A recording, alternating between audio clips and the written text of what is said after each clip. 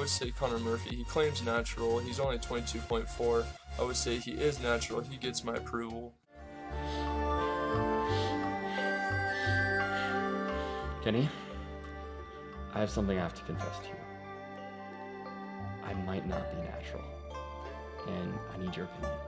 So to explain my natural or not status, I first have to explain the concept of dualities to you, because Economics. Not quite. It's more duality is in more of a spiritual context, because natural versus unnatural is a duality, and people don't understand these very well. They think that both sides of the duality are separate, when in fact they arise dependently on one another. They're actually two sides of the same coin. Okay? So for example, white and black. There is no absolute white and there is no absolute black. It's all relative. White can get more white, black can get more black. The blackest black ever created is 99.964% black or something like that, right? The definition of white is dependent on the context of black and vice versa, okay? So really, there's just one spectrum. It's a spectrum of gray, okay? There is no fine line, there is no strict boundary between gray and white or gray and black, okay? It's actually all one thing, it's a spectrum. And this is the case with all dualities, okay? Good, bad, right, wrong, subjective, objective.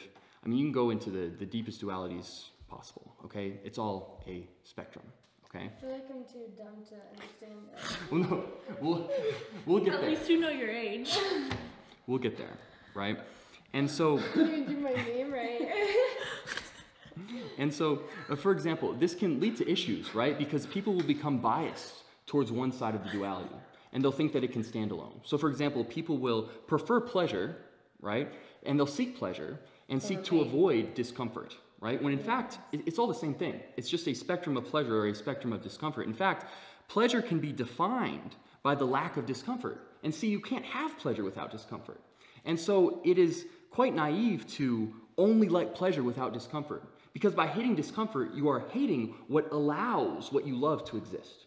Okay? So the bottom line is, I just had to say that to say that natural or not is not black and white. It's a spectrum. To say natty or not really makes no sense. It's to what degree are you natural? And I will tell you every single substance that I've taken that's under question, and it will essentially show this point. Connor, natural, trend test every compound you can possibly take. Where does Connor Murphy lie? I would say somewhere around here, but we'll discuss this and see.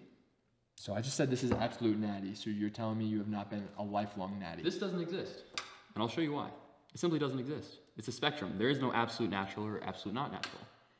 But wouldn't there have to be like So something in between? It's all relative, right? And that's it. So let's start. As my expert wants to know, is there any anabolic compound, prohormones, SARMs, anabolics, PEDs, any designer drug out there on the market that Connor Murphy, either current self, spiritual version, or Omegle chat roulette Connor Murphy has taken? Well, let's talk about it, all right? So I'm going to give you 3 of the most unnatural compounds that I've took, and we'll examine whether they're natural or not. Okay, so first one, Melatonin okay? and Adderall. And everyone will have an explanation that actually helps us come to this conclusion and realize the natty or not spectrum and what it really is, okay? So first of all, are you ready? Is everyone ready? On the other sheet? First of all, starting out slow and we'll get more intense. First, okay, finasteride. Okay, for your hair. Right, finasteride. Now for those of you who don't know, that is a compound that blocks DHT, which is an anabolic hormone. Would you consider that natural or not? Ooh, tough question actually, because it is a choice to take it, and then I would consider it natural though because it's not performance enhancing the body to get to what many would deem or consider unnatural. Okay. So it's more from a hair standpoint. Right, well I would take another route. I would say it's obviously unnatural. Like this is one of the compounds that is far on the unnatural scale, but it does not enhance the physique. It actually does the opposite. Right? It affects androgens, but in a negative way that will actually decrease the muscularity of your physique, right? So that's interesting. It's unnatural, I would say, or it's far on the unnatural spectrum, but it doesn't enhance your physique. And so a lot of people would say that you are still natural if you take it. Now, this is an interesting concept because by that same logic, if you were to take an extreme compound such as tren or some sort of a high dose of test and somehow have a bad reaction, right? Or somehow not run a PCT, or somehow where it hinders your physique in some way, which is obviously possible, okay? You could have a bad reaction to something and it has a negative effect. By the same logic, you would have to say that I'm natural, right? By taking that, right? Because by your definition, it can be an unnatural compound, but as long as it's not performance enhancing, it's still considered natural. So that's the first gray area, okay? Does that make sense? That's the first big gray area. I feel like that's thinking like too far about it. Like Well, no, this is just like in this specific topic. I would say you're Do you know what I thinking too mean? simple. So is this a natty or not question where the fake natties have found this loophole to get out of admitting to any PED or anabolic use? No, I think that we should be very honest about what we've taken, and this is exactly what I'm doing, right? But what you'll find is that I think it's better to refer to people on a scale from like 1 to 10 of natural or not, rather than having it black and white, natural or not, Yeah. right? So let's go on to the second compound, because it'll get better, okay? Second compound, Right. okay? This is exciting. I'm on the edge of my seat. MK677. You took a SARM. It's not a SARM. All right, growth hormone secretagogue. Correction.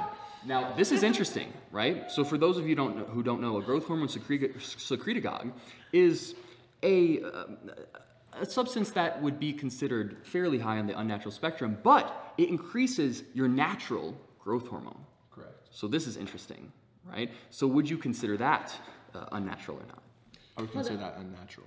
Because that would be, I mean, you can give your input. Is this naturally occurring in any form of like vegetable or anything that's The naturally body grown? naturally produces growth hormone, but when you Right. take MK677, which is a growth hormone secretagogue, it triggers your pituitary gland to release more growth hormone within Yeah, the I body. see. So you're getting excess amount by tricking basically your brain into wanting to release more. I see. So he is in fact taking like a chemical drug to release more growth hormone. So I would consider, yes, it's a natural process within the body, but it's like if you took a testosterone injection, Interesting. it's not natural because it's exogenous. Placebo. Even though you are now producing it within your own body. Right, but the exogenous test doesn't make you release natural tests. It actually That's what I'm suppresses saying. natural tests. I get your debate because the growth hormone secretagogue just tells your body to release more. So naturally your body is releasing more, but it wouldn't have naturally been doing that had you not taken that Right, MK677. okay, right, but now listen to this point, okay? You guys ready for this?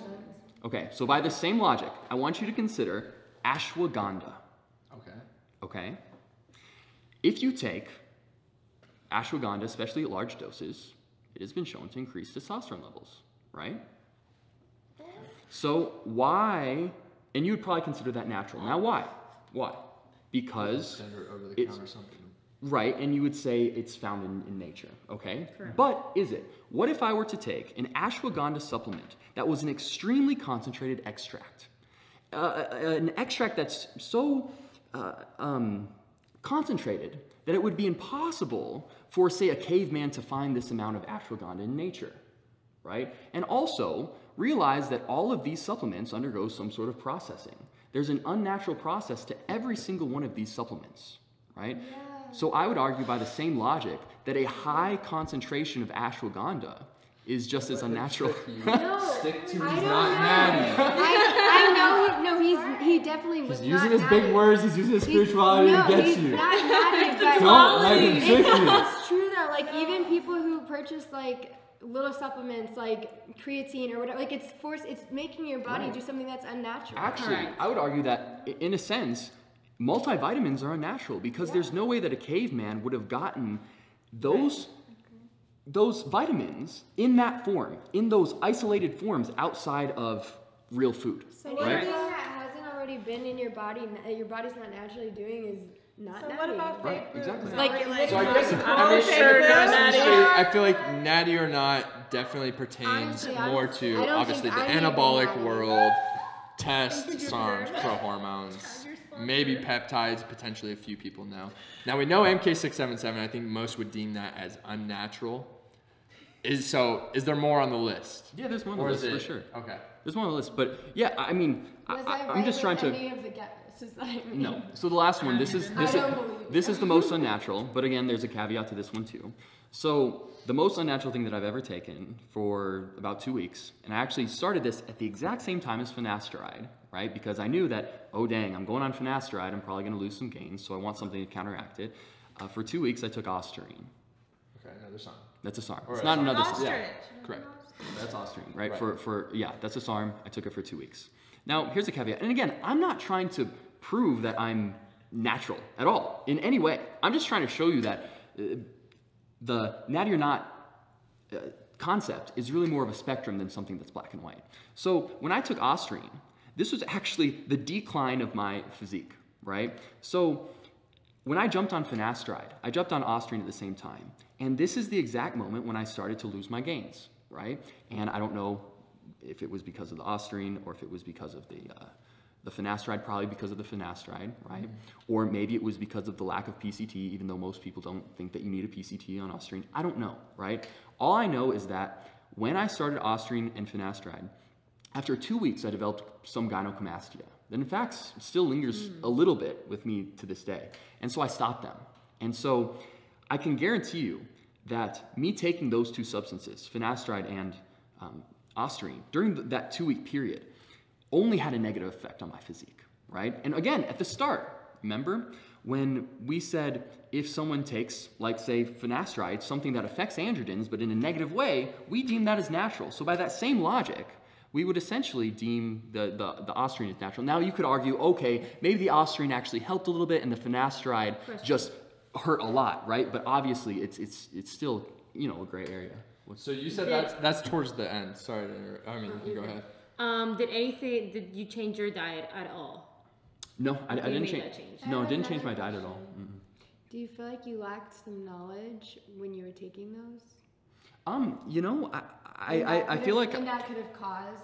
well, I feel like I had a fairly ample knowledge at the time. I had the knowledge, but there's a degree to knowledge that you can't have unless you experience it for yourself. You know, some people react to finasteride positively, some react to it negatively. So I feel like I had all the knowledge that I could have, and I feel like I needed to test it out. And I realized that it affected me in a negative way. You know, that's why I stopped. So I believe you said towards the end. What do you is mean when? towards the end? You said when your physique started to decline. So I assume Right. that was fairly recent because. No. When my physique started to decline a while ago. I mean, remember the whole video, like why Conor Murphy lost his gains and his hair? I mean, my physique, the moment, like, Who did you wrong like that? more plates, more dates, I believe. Fuck more place, more dates, bro. Yeah, I'm just liking that video. I'm gonna report That's it fucked too. up. The moment that I started to lose my gains from the initial great physique I had was right after the hair transplant. I took a week off working out and I took finasteride and Ostarine, and after that it was just downhill for a long time, and it took a while. I think it really messed up my hormones, dude, like bad. Like it was probably more finasteride than Ostarine, but who knows? It could have been the combination of the two. Could have been Ostarine. My guess is it's the finasteride, but it really messed up my hormones to the point where, I mean, my sex drive was lower, and it took a couple years, to be honest, to get fully back to normal. And so that's actually the cause, and I haven't really discussed this before, that is the cause of the decline of my physique. The most unnatural substance I ever took was the beginning of the decline of my physique, ironically, right? And that's the most interesting part. And so the growth hormone secretagogue I took later. That was actually the most recent. But where in that sequence were you taking the MK677? That was later. That was when I was in LA. So I did 2 rounds of that, 2 8-week rounds, right? And that was, I believe that was the most useful, right? But again, yeah, that was probably the most useful. I saw the most results on that. Not a ton, but a little bit, you know? It probably helped a little bit, yeah. So you definitely underwent some like testosterone suppression, Absolutely. which led to what you were going through. Obviously being DHT blocking, and then on top of that, the suppressive compounds of Ostarine. Right, like the after effects, yeah.